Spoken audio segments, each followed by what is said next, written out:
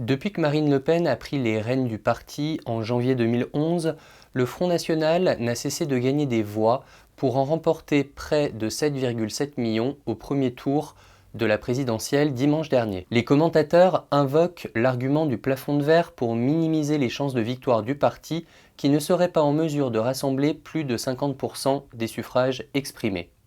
D'autres, comme le physicien Serge Galam, mettent en avant le concept d'abstention différenciée. Suite aux résultats du premier tour, les électeurs anti-Front National n'auraient d'autre choix que de voter à contre-cœur pour Emmanuel Macron. Ils pourraient être tentés à la moindre bonne excuse par l'abstention. Tentons d'expliciter ce concept. Les derniers sondages donnent des intentions de vote respectives de 62 et 38% pour Emmanuel Macron et Marine Le Pen. Or, on sait que Marine Le Pen dispose d'un socle électoral solide.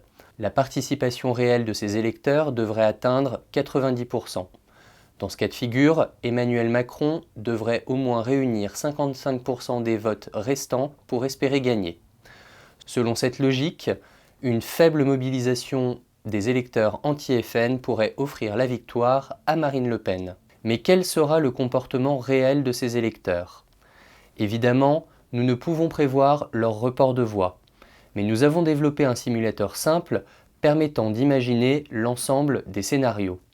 En posant des hypothèses tout à fait probables, nous parvenons à faire gagner Marine Le Pen d'une courte majorité. Nous vous invitons à utiliser et tester ce simulateur en cliquant sur le lien sur votre écran. Il ne s'agit que d'une possibilité parmi tant d'autres, mais elle démontre qu'il ne faut pas se fier au fameux concept du plafond de verre. Une chose est sûre, vous pouvez très bien profiter du week-end prolongé du second tour tout en allant voter.